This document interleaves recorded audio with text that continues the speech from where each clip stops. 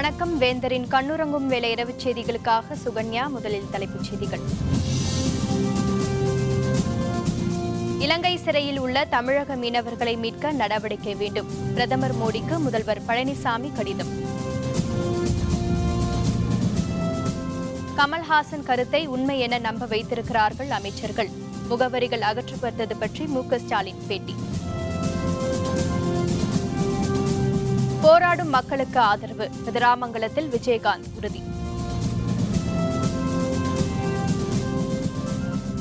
இந்திய கிரிக்கெட் வீராங்கனைகளுக்கு தலா 50 லட்சம் ரூபாய் பரிசு. பிசிசிஐ அறிவிப்பு.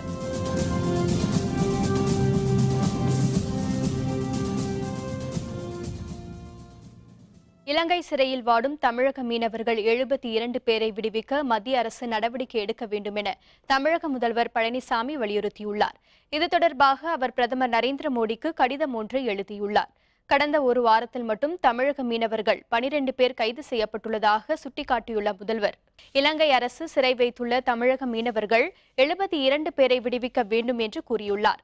இலங்கை கடற்படையினர் பறிமுதல் செய்துள்ள தமிழக மீனவர்களின் 148 படகுகளையும் மீட்க வேண்டும் எனவும் முதல்வர் பழனிசாமி கேட்டுக் கொண்டுள்ளார்.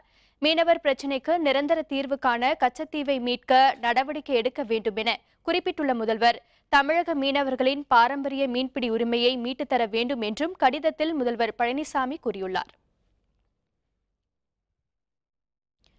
கமல்ஹாசன் சொன்னதை உண்மை என்று நம்ப வைத்திருக்கிறார்கள் அமைச்சர்கள் என்று திமுக செயல் தலைவர் மு.க. ஸ்டாலின் தெரிவித்துள்ளார். திருவண்ணாமலை மாவட்டத்தில் சிங்கம், கீழ்பெண்ணத்தூர், கலசப்பாக்கம், போலூர், ஆரணி உள்ளிட்ட இடங்களில் உள்ள 18 குளங்கள் திமுகவினரால் தூர்வாரப்பட்டன. இதனையடுத்து அந்த குளங்கள் மக்களின் பயன்பாட்டுக்காக இன்று திறந்து வைக்கப்பட்டன. செங்கம் பகுதியில் குளங்களை திறந்து வைத்து பேசிய ஸ்டாலின், ட்விட்டர், மின்னஞ்சல் போன்றவற்றை அமைச்சர்கள் முடக்கி வைத்திருப்பது கமல்ஹாசன் முன்வைத்த ஊழல் குற்றச்சாட்டு உண்மையே என்று நம்ப வைத்துள்ளதாக தெரிவித்துள்ளார். மேலும் குட்கா லஞ்ச புகார் பிரச்சினையில் சிபிஐ விசாரணை நடைபெற வேண்டும் என்றும் அவர் வலியுறுத்தினார். விஞ்ஞான ரீதியாக பார்க்கும்போது வாட்ஸ்அப்பு, ட்விட்டரு இதுபோல ஊடகங்கள் மூலமாகத்தான் இன்றைக்கு செய்திகள் அறிந்து கொள்ளக்கூடிய, உடனுக்குடன் தெரிந்து கொள்ளக்கூடிய ஒரு சூழல் உருவாகிட்டு இருக்கு. ஆக அந்த வளர்ச்சி நோக்கி போய்கிட்டு இருக்கிறோம். ஆக அப்படிப்பட்ட ட்விட்டரில், ஃபேஸ்புக்கில் கூட தங்களுடைய பெயர்களை கூட எடுத்திருக்கிறாங்கன்னு ஒரு செய்தி பரவிட்டு இருக்கு. இதெல்லாம் வெட்கக்கேடானது. ஆக கமல் சொல்வது 100க்கு 100 உண்மை என்பதுதான் இதிலிருந்து தெளிவாக தெரியும். தஞ்சாவூர் மாவட்டம் கதிராமங்கலத்தில் ONGCக்கு எதிராக போராடி வரும் மக்களை நேரில் சந்தித்து தேமுதிக தலைவர் விஜயகாந்த் ஆதரவு தெரிவித்தார். தைரியமாக போராட்டத்தை தொடருங்கள் என்றும் அவர் கேட்டுக்கொண்டார். கதிராமங்கலத்தில் ONGCக்கு எதிராக கிராம மக்கள் தொடர்ந்து போராட்டத்தில் ஈடுபட்டு வருகின்றனர். அந்த கிராமத்திற்கு இன்று சென்ற தேமுதிக தலைவர் விஜயகாந்த் ONGC நிறுவனம் விளைநிலங்களில் பதித்துள்ள எண்ணெய் குழாய்களை பார்வையிட்டார். பின்பு போராட்டத்தில் ஈடுபட்டுள்ள மக்களை சந்தித்து பேசிய விஜயகாந்த், அவர்களின் போராட்டத்திற்கு தேமுதிக ஆதரவு அளிப்பதாக தெரிவித்தார். ONGCக்கு எதிராக நடைபெற்ற ஆர்ப்பாட்டத்தில் கலந்து கொண்டு விஜயகாந்த், பிரேமலதா உள்ளிட்ட தேமுதிக நிர்வாகிகள் முழக்கங்களை எழுப்பினர். பின்னர் பேசிய விஜயகாந்த், கதிராமங்கலத்தில் தொடர் போராட்டத்தில் ஈடுபட்டுள்ள மக்களை மத்திய மாநில அமைச்சர்கள் சந்திக்காதது ஏன் என கேள்வி எழுப்பினார். ONGC வரட்டும், நான் தடுத்து நிறுத்தணும், மக்களை காப்பாற்றினா தடுத்து நிறுத்தின மக்கள் சக்தி இல்லாமல் நான் ஒன்றும் செய்ய மாட்டேங்கிறாங்களா, அவங்க தடுத்து நிறுத்தணும். அந்த மந்திரிகள் எல்லாம் வரணும், சொன்ன மந்திரிகள் எல்லாம் வரணும். சொன்னாதான் கேட்பாங்க மக்கள், இல்லாட்டி அது வரைக்கும் கேட்க மாட்டாங்க. சார், இந்த போராட்ட மக்களுக்கு நான் சொல்ல விரும்புறதெல்லாம் தான் சார், தைரியமா இருங்க, என்ன நடக்குன்னு பார்த்துருவோம். தமிழக அரசு இணையதளத்தில் அமைச்சர்கள் தொடர்பு எண்கள் அனைத்தும் உள்ளதாகவும் இல்லை என தவறான தகவல் பரப்பப்பட்டு வருவதாகவும் சட்டத்துறை அமைச்சர் CV சண்முகம் குற்றம் சாட்டியுள்ளார். சென்னை உயர்நீதிமன்ற வளாகத்தில் உள்ள அரங்கத்தில் 2014-15 ஆண்டுகளில் சட்டம் பயின்றோருக்கான பட்டமளிப்பு விழா நடைபெற்றது. இந்த நிகழ்ச்சியில் கலந்து கொண்ட பின்பு செய்தியாளர்களுடன் பேசிய அமைச்சர் CV சண்முகம், மக்கள் எளிதாக தங்களை தொடர்பு கொண்டு குற்றங்களை தெரிவிப்பதாக கூறினார். மேலும் சட்டப்படிப்பிற்கு தேசிய அளவிலான நுழைவுத் தேர்வு வர வாய்ப்பே இல்லை என்றும் CV சண்முகம் தெரிவித்துள்ளார்.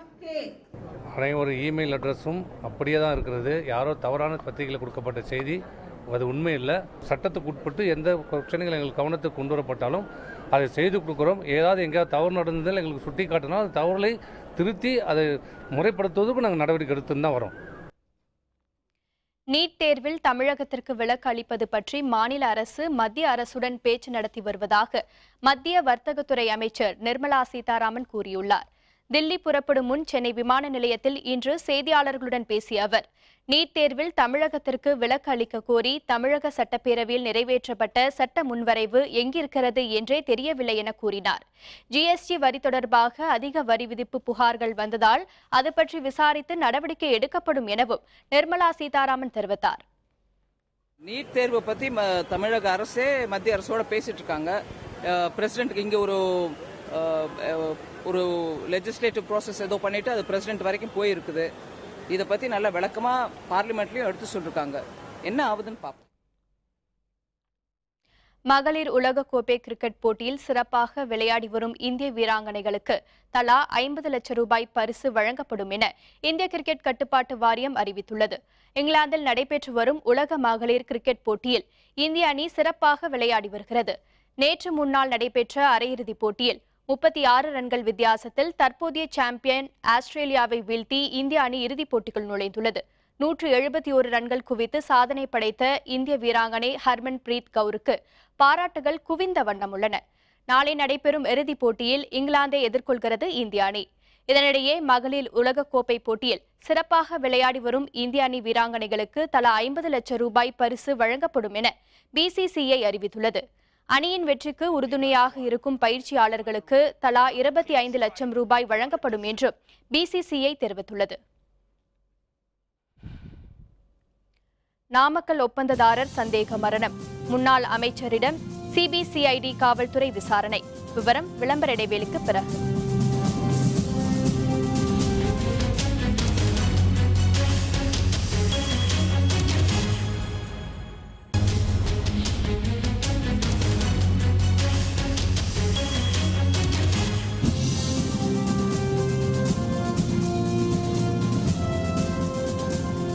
செய்திகள் தொடர்கின்றன. நாமக்கல்லை சேர்ந்த ஒப்பந்ததாரர் சுப்பிரமணியன் சந்தேக மரணம் தொடர்பான வழக்கில் முன்னாள் அமைச்சர் பழனியப்பன் இன்று சிபிசிஐடி காவல்துறையினர் அலுவலகத்தில் விசாரணைக்காக ஆஜரானார்.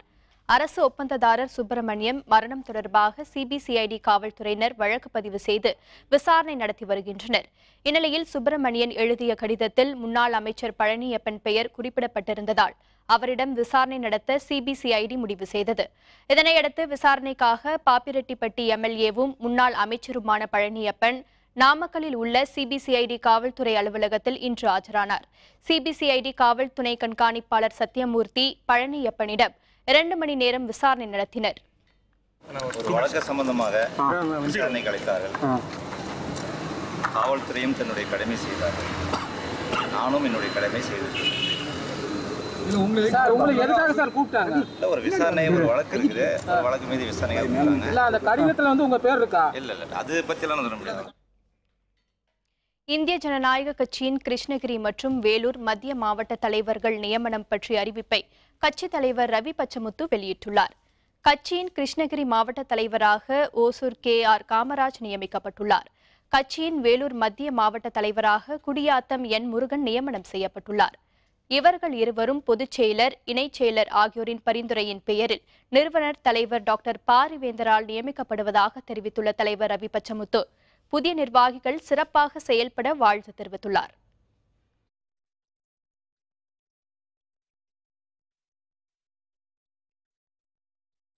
நடிகர் கமல்ஹாசனின் கருத்துக்களை ஊழலுக்கு எதிரான கருத்துக்களாக மட்டுமே பார்க்க வேண்டும் என்று கொங்கு நாடு மக்கள் தேசிய கட்சி பொதுச் செயலர் ஈஸ்வரன் தெரிவித்துள்ளார்.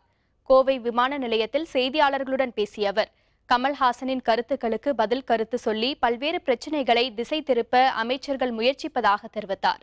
மேலும் ஜிஎஸ்டியை நடைமுறைப்படுத்த 2 ஆண்டு கால அவகாசமாவது மத்திய அரசு தர வேண்டும் எனவும் ஈஸ்வரன் வலியுறுத்தினார். லஞ்சத்துக்கும் ஊழலுக்கும் எதிராக யார் குரல் கொடுத்தாலும் ரஜினிகாந்தும் கமலஹாசனும் பேசிய கருத்துக்களை லஞ்சமும் ஊழலும் இல்லாத ஒரு தமிழகத்தை உருவாக்குவதற்கு அனைவரும் முயற்சிக்க வேண்டும். புதுச்சேரியில் இன்று நடைபெற்ற மருத்துவ கலந்தாய்வில் முதற்கட்ட சிறப்பு மற்றும் பொது பிரிவுகளில் பங்கேற்க மாணவர்கள் கல்லூரிகளை தேர்வு செய்தனர். புதுச்சேரியில் அரசு மற்றும் தனியார் மருத்துவக் கல்லூரிகளில் 293 இடங்கள் பெறப்பட்டுள்ளன. இதற்கான கலந்தாய்வு இன்று பகல் 12 மணியளவில் தொடங்கியது. முதல் நாள் கலந்தாய்வில் மாற்றுத்திறனாளிகள், ராணுவ வீரர்களின் வாரிசுகள் என 27 இடங்களுக்கு 110 பேர் அழைக்கப்பட்டிருந்தனர். மதியம் தொடங்கிய பொது பிரிவினருக்கான கலந்தாய்வில் 302 மாணவ மாணவிகளுக்கு அழைப்பு விடுக்கப்பட்டிருந்தது. நாளையும் முதல் கட்ட கலந்தாய்வு நடைபெற உள்ளது.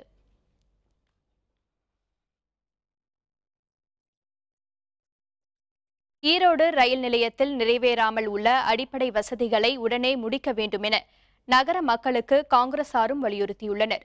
ஈரோடு ரயில் நிலையத்தில் பல ஆண்டுகளாக இயங்காமல் இருந்த லிப்ட் மற்றும் தானியங்கி படிக்கட்டுகளை அமைக்க 3 கோடி ரூபாய் நிதி ஒதுக்கீடு செய்யப்பட்டது. கடந்த 6 மாதங்களாக அந்த பணிகள் நிறைவடையாமல் கிடப்பில் உள்ளதால் ரயில் நிலையத்திற்கு வரும் மாற்றுத்திறனாளிகள், முதியவர்கள் பல்வேறு சிரமங்களை சந்தித்து வருகின்றனர். இந்த பணிகளை விரைந்து முடிக்க கோரியும் ரயில்வே நிர்வாகத்தின் அலட்சிய போக்கை கண்டித்தும் காங்கிரஸ் கட்சி சார்பில் ஆர்ப்பாட்டம் நடைபெற்றது. தமிழில் பயணிகள் கால அட்டவணையை வெளியிட வேண்டும் எனவும் ஆர்ப்பாட்டக்காரர்கள் வலியுறுத்தினர்.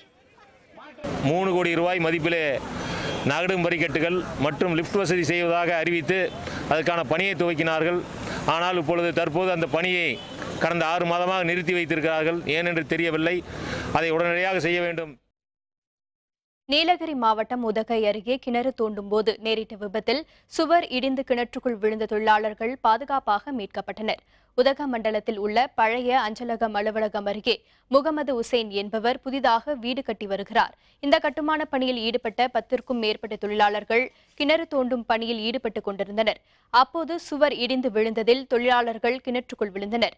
இடிபாடுகளில் சிக்கி 4 தொழிலாளர்கள் படுகாயத்துடன் உயிருக்கு போராடினர்.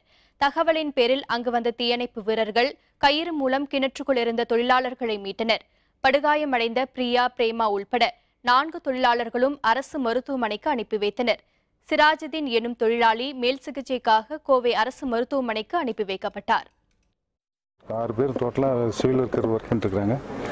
அந்த டைம் சைடில் ரிட்டைனிங் வேலை லைட்டாக ஸ்லிப் ஆனதுனால அவங்க 2 பேர் மேலே மண் மூடினதுனால அவங்களால ரெஸ்கியூ மேலே வர முடியாமல் சூழ்நிலையில் எங்களுக்கு தகவல் வந்தது. அந்த ரோப்பை வச்சு அந்த 2 பேரையுமே உயிரோடு மீட்டு ஹாஸ்பிட்டலுக்கு அனுப்பிச்சி வச்சாச்சு. ராஜீவ்காந்தி கொலை வழக்கில் வேலூர் மத்திய சிறையில் உள்ள முருகன் தமக்கு சிறை வாழ்க்கை வெறுத்துவிட்டதால் ஜீவ சமாதி அடைய அனுமதி கோரி சிறைத்துறைக்கு மனு அளித்துள்ளார். ராஜீவ்காந்தி கொலை வழக்கில் கடந்த 26 ஆண்டுகளாக வேலூர் மத்திய சிறையில் தண்டனை பெற்று வருபவர் முருகன். இவர் கடந்த 2 நாட்களுக்கு முன் சிறைத்துறைக்கு அனுப்பிய ஒரு கடிதத்தில் தாம் ஜீவ சமாதி அடைய அனுமதி அளிக்க வேண்டும் என கோரியிருந்தார். வரும் ஆகஸ்ட் 18ஆம் தேதி முதல் உணவு உட்கொள்ளாமல் இருக்க அனுமதிக்குமாறும் அந்த மனுவில் குறிப்பிடப்பட்டுள்ளதாக முருகனின் வழக்கறிஞர் புகழேந்தி தெரிவித்தார். மேலும் நளினி தனது மகள் திருமணத்திற்காக 6 மாத கால பரோல் கேட்டு மனு அளித்திருந்தார். அந்த மனு மீது நடவடிக்கை எடுக்க கோரி வரும் திங்கட்கிழமை சென்னை உயர்நீதிமன்றத்தில் வழக்கு தொடர இருப்பதாகவும் வழக்கறிஞர் புகழேந்தி கூறினார். ஏமாற்றப்பட்ட மனநிலையில் அவர் இருக்காரு. அந்த மனுவை அவர் எழுதி கொடுத்துருக்காரு. ஆனால் அதற்கான முடிவை இறுதியான முடிவை இன்னும் அவர் எடுக்க வேணாம்னு நாங்கள் கேட்டோம். கன்னியாகுமரி மாவட்டம் குருந்தன்கோட்டை அருகே அரசு மேல்நிலைப் பள்ளியில் கேள்விக்கு பதிலளிக்காமல் 2 ஆசிரியர்கள் தாக்கியதில் படுகாயமுற்ற 10ஆம் வகுப்பு மாணவர் மருத்துவமனையில் அனுமதிக்கப்பட்டுள்ளார். குருந்தன்கோட்டை அருகே வசிக்கும் விஜய் சாந்தி தம்பதியின் மகன் விக்னேஷ். இவர் கொடுப்பைக்குழி பகுதியில் உள்ள அரசு மேல்நிலைப் பள்ளியில் 10ஆம் வகுப்பு படித்து வருகிறார். ஆங்கில பாட ஆசிரியர் அருள் ஜோசப் என்பவர் கேட்ட கேள்விக்கு விக்னேஷ் பதில் கூறாததால் அவரை கடுமையாக தாக்கியதாக கூறப்படுகிறது. மாணவனின் பெற்றோர் தலைமை ஆசிரியரிடம் தெரிவித்ததால் ஆத்திரமடைந்த அருள் ஜோசப்பும் உடற்கல்வி ஆசிரியரும் இணைந்து மாணவனை கம்பு மற்றும் கையால் கடுமையாக தாக்கியுள்ளனர். இதில் படுகாயமுற்ற மாணவர் விக்னேஷ் ஆசாரிப்பள்ளம் அரசு மருத்துவக் கல்லூரி மருத்துவமனையில் அனுமதிக்கப்பட்டு சிகிச்சை பெற்று வருகிறார். கொஸ்டின் கேட்டிருக்கு, அவனுக்கு தெரியாது, எந்திரிச்சு நின்றுருக்கான். படிச்சுட்டு உறக்க சொல்லுங்கன்னு சொல்லியிருக்கு. உன்னை இவன் என்ன செய்திருக்கான், பக்கத்தில் உள்ள பையன்ட்ட பேஜ் சொல்லுன்னு சொல்லிட்டு தோள்பட்டையில் தொட்டிருக்கான். ஃபஸ்ட்டு மொழியில் அடிச்சிருக்காவ, சரி சாரா இல்லை. 2வது முதுகில் தட்டியிருக்காவ. எப்போ எங்கள் பையன் சொல்லியிருக்கான், முதுகில் அடிக்காதுங்க, என்னை கையில் அடிங்க அப்படின்னு சொல்லியிருக்கு. கிளாஸ் சார் கம்பை முறிச்சிட்டு 2 அடி என்ன அடிச்சிருக்காப்புல இருக்கு. அதில் காலையில் போய் ஸ்கூலில் போய் கேட்டதுக்கு நீங்கள் என்னென்னு செய்யுங்க அப்படின்னு சொல்லிட்டு ஊசி ட்ரிப்பு மருந்தெல்லாம் போட்டுருக்கு. ஜல்லிக்கட்டுக்கு தனி சட்டம் இயற்றதைப் போல நீட் தேர்விலிருந்து தமிழகத்திற்கு விலக்கு அளிக்க மத்திய அரசு உரிய நடவடிக்கை எடுக்க வேண்டும் என மார்க்சிய கம்யூனிஸ்ட் கட்சி மாநில செயலர் ஜி. ராமகிருஷ்ணன் வேண்டுகோள் விடுத்துள்ளார். சென்னை ராயப்பேட்டையில் உள்ள YMCA திடலில் புத்தக கண்காட்சி நடைபெற்று வருகிறது. இதில் மார்க்ஸ் 200ஆம் ஆண்டு எனும் பெயரில் மார்க்ஸ் ஏங்கல்சென் ஓவிய அரங்கு அமைக்கப்பட்டுள்ளது. மார்க்சிய கம்யூனிஸ்ட் கட்சி மாநில செயலர் ஜி ராமகிருஷ்ணன், இந்திய கம்யூனிஸ்ட் கட்சி மாநில செயலர் முத்தரசன் ஆகியோர் அரங்கை திறந்து வைத்து பார்வையிட்டனர். பின்னர் செய்தியாளர்களுடன் பேசிய அவர், நீட் தேர்விலிருந்து தமிழகத்திற்கு விலக்கு அளிக்க கோரும் தமிழக அரசின் சட்ட முன்வரைவுக்கு குடியரசுத் தலைவர் ஒப்புதல் வழங்க வேண்டும் என கேட்டுக்கொண்டார். தமிழ்நாடு மாநில சட்டமன்றத்தில் ஜல்லிக்கட்டுக்கு தமிழகத்திற்கு அனுமதிக்க வேண்டும் என்று நிறைவேற்றப்பட்ட மசோதாவை மத்திய அரசாங்கம் ஒப்புதல் கொடுத்து பிறகு ஜனாதிபதி ஒப்புதல் கொடுத்தார் ஒரே நாளில். ஆகவே நீட்டு தேர்வுக்கு விதிவிலக்கு வேண்டும் என்ற மாநில சட்டமன்றத்தில் நிறைவேற்றப்பட்ட இந்த மசோதாவுக்கு மத்திய அரசாங்கம் ஒப்புதல் கொடுக்கணும், பரிந்துரை செய்யணும். அதற்கு பிறகு ஜனாதிபதியுடைய ஒப்புதலை பெற வேண்டும். இதேபோல் செய்தியாளர்களுடன் பேசிய இந்திய கம்யூனிஸ்ட் கட்சி மாநில செயலர் முத்தரசன், நீட் தேர்விலிருந்து தமிழகத்திற்கு விலக்கு அளிக்க வலியுறுத்தி இந்திய கம்யூனிஸ்ட் கட்சி சார்பில் வரும் 25ஆம் தேதி ஆர்ப்பாட்டம் நடைபெற உள்ளதாக தெரிவித்தார். 12ஆம் வகுப்பில் எவ்வளவு அதிகபட்ச மதிப்பெண்களை பெற முடியுமோ அவ்வளவு அதிகபட்ச மதிப்பெண்களை பெற்றிருக்கிறார்கள். ஆனால் மருத்துவக் கல்லூரிக்கு செல்ல முடியவில்லை. அதற்கு தடையாக நந்தியாக இருப்பது இந்த நீட் நுழைவுத் தேர்வு விதிவிலக்கு வேண்டும் என வலியுறுத்தி கோரிக்கை வைத்திருக்கிறோம். 25 மறியல் போராட்டத்திலும் பங்கேற்போம். 27ஆம் தேதி மனித சங்கிலி போராட்டத்திலும் பங்கேற்போம். சென்னை புத்தக கண்காட்சியில் இளம் தலைமுறையினருக்கு ஏற்ற வகையில் பல்துறை புத்தகங்கள் கிடைப்பது மகிழ்ச்சி அளிப்பதாக வாசகர்கள் தெரிவித்தனர். சென்னை ராயப்பேட்டையில் உள்ள YMCA திடலில் சென்னை புத்தக திருவிழா நேற்று தொடங்கியது. 250க்கும் மேற்பட்ட அரங்குகளில் கல்வி, அறிவியல், தொழில், ஆன்மீகம், இலக்கியம் உள்பட பல்வேறு தலைப்புகளில் ஆயிரக்கணக்கான புத்தகங்கள் விற்பனைக்கு வைக்கப்பட்டுள்ளன. 2ஆம் நாளான இன்றும் நூற்றுக்கணக்கான பார்வையாளர்கள் கண்காட்சியை பார்வையிட்டு ஆர்வமுடன் புத்தகங்களை வாங்கி சென்றனர். இளம் தலைமுறையினருக்கு ஏற்ற வகையில் புத்தகங்கள் விற்பனைக்கு வைக்கப்பட்டுள்ளது. மகிழ்ச்சி அளிப்பதாக வாசகர்கள் தெரிவித்தனர். ஸ்கூல்ஸ் அவங்க போயிட்டு இருக்காங்க, ரெகுலராக அந்த புக்ஸ் வாங்கி கொடுத்து அவங்களை படிக்க ஹேபிட்டை வளர்த்துக்கணுன்னா இது மாதிரி புக் ஷோ கூட்டின்னு வரும்போது அவங்க இன்னும் நல்ல ஆர்வமாக படிக்க ஆரம்பிப்பாங்க. ஸோ அதனால் அவங்களுக்கு கொஞ்சம் புக்ஸ் வாங்கி கொடுத்துட்டு இந்த ஷோக்கெலாம் கொண்டு வந்தால் அவங்களுக்கு கொஞ்சம் இதாக இருக்கும், படிக்கிற ஆர்வம் வேறு ஒன்றும் கிடையாது. ஸோ இந்த ஃபேர் இது வந்து அந்த அட்வர்டைஸ்மெண்ட் கொடுத்தலாம் வந்தேன் நான். இப்போ வந்தவொடனே பார்த்தீங்கன்னா இந்த ஒரு பயனுள்ள ஒரு 4 புக்கு வாங்கினேன் நான். விலையும் கம்மியாக இருக்கிறதுனால இது நல்லா பயனுள்ளதாக இருக்கும்னு நினைக்கிறேன். ஸோ இவங்க இது மட்டும் 10 நாள் மட்டும் இல்லாமல் கூட நடத்தினா இன்னும் பெனிஃபிட்டாக இருக்கும். கர்நாடக மாநிலத்தில் பருவமழை தீவிரமடைந்துள்ளதால் மேட்டூர் அணைக்கு வரும் நீரின் அளவு வினாடிக்கு 1837 கன அடியாக உயர்ந்துள்ளது. தென்மேற்கு பருவமழை தீவிரமடைந்துள்ளதால் காவிரி நீர்பிடிப்பு பகுதிகளில் கனமழை பெய்து வருகிறது. இதன் காரணமாக கர்நாடகத்தில் உள்ள கபினி, கிருஷ்ணராஜசாகர், ஹேரங்கி, ஹேமாவதி ஆகிய அணைகளுக்கு கடந்த சில வாரங்களாக நீர்வரத்து அதிகரித்து காணப்படுகிறது. இதனிடையே கர்நாடக அணைகளிலிருந்து நீர்த்திறப்பு அண்மையில் திடீரென குறைக்கப்பட்டதால் மேட்டூர் அணைக்கான நீர்வரத்து குறைந்தது.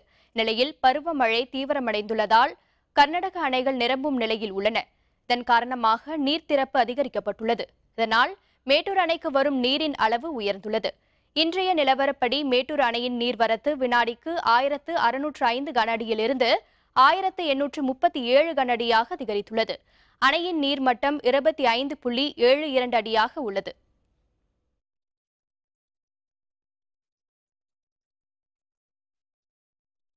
ஸ்ரீராம் இலக்கிய கழகத்தின் 30ஆம் ஆண்டு முத்து விழாவையொட்டி திருக்குறளை மையமாக வைத்து பள்ளி, கல்லூரி மாணவ மாணவியருக்கு பேச்சு போட்டிகள் மற்றும் ஓவிய போட்டிகள் நடைபெற்றன. சென்னை ராஜா அண்ணாமலைபுரத்தில் டாக்டர் எம்ஜிஆர் ஜானகி மகளிர் கலை அறிவியல் கல்லூரியில் ஸ்ரீராம் இலக்கிய கழகத்தின் 30ஆம் ஆண்டு முத்து விழாவையொட்டி திருக்குறள் விழா 2017 விழா நடைபெற்றது. இதில் சென்னை பள்ளிகள் மற்றும் கல்லூரிகளை சேர்ந்த 525 மாணவ மாணவிகளுக்கு திருக்குறளை மைய கருவாக வைத்து பேச்சு போட்டி மற்றும் ஓவிய போட்டிகள் நடத்தப்பட்டன. போட்டியில் வெற்றி பெற்ற மாணவ மாணவிகளுக்கு சென்னை காவல் துணை ஆணையர் எஸ். சரவணன் பரிசுகளை வழங்கினார்.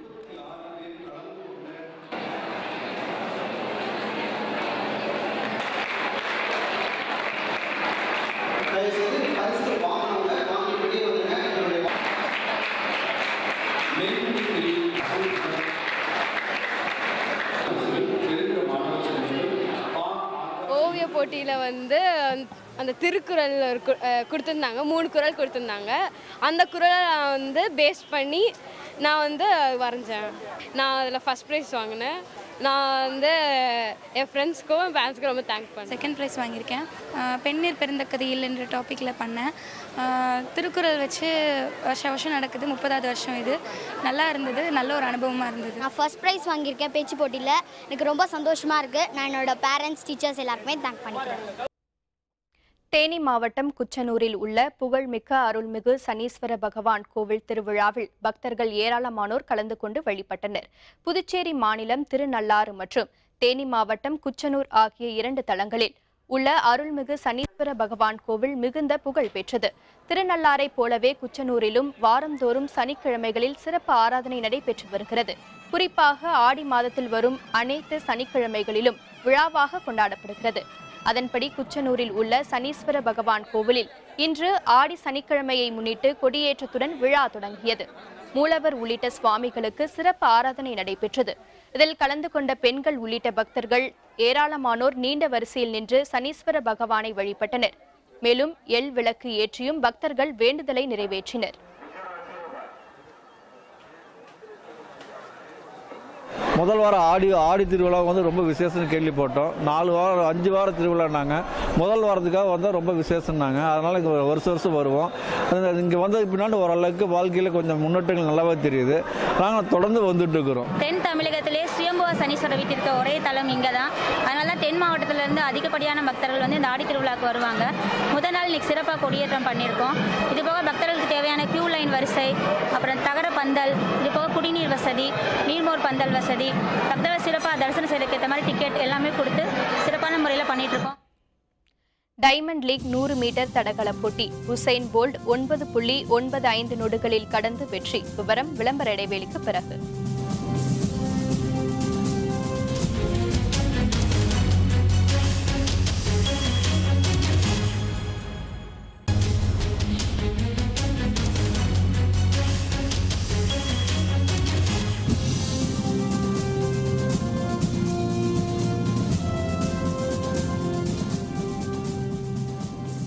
செய்திகள் தொடர்கின்றன. இனி அயலகச் செய்திகள்.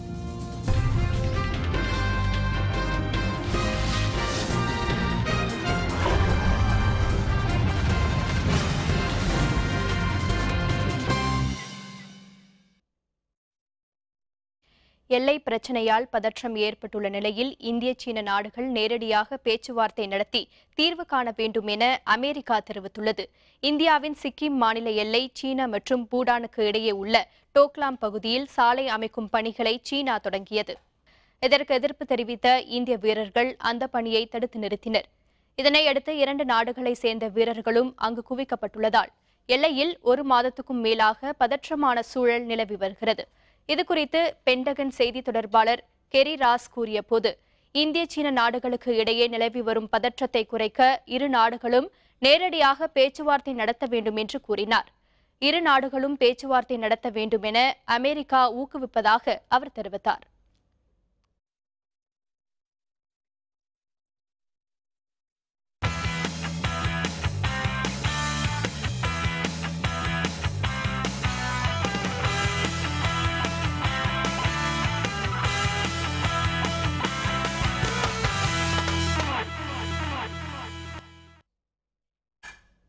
மோனாகோவில் நடைபெற்ற 100 மீட்டர் தடகள போட்டியில் உசைன் போல்ட் மிக சிறப்பாக குறுகிய நேரத்தில் பந்தய இலக்கை கடந்து வெற்றி பெற்றுள்ளார். மொனாக்கோ நகரில் டைமண்ட் லீக் 100 மீட்டர் தடகள போட்டி நடைபெற்றது. இதில் போட்டியிட்ட ஜமைக்கா வீரர் உசைன் போல்ட் தொடக்கத்தில் மெதுவாக தொடங்கினாலும் படிப்படியாக வேகத்தை கூட்டி 9.95 நொடிகளில் இலக்கை கடந்து சாதனை படைத்தார். இவரை அடுத்து 9.98 வினாடிகளில் இலக்கை கடந்த அமெரிக்க வீரர் சியா யங் 2வது இடத்தை பெற்றார். தென் ஆப்பிரிக்க வீரர் அகானி சிம்பென் 3வது இடத்தை பெற்றார். அடுத்த மாதம் லண்டனில் நடைபெற உள்ள உலக தடகள போட்டியில் கலந்து கொள்ள ஜமைக்கா வீரர் உசைன் போல்ட் அதன் பின்னர் அவர் தமது ஓய்வை அறிவிக்க உள்ளார்.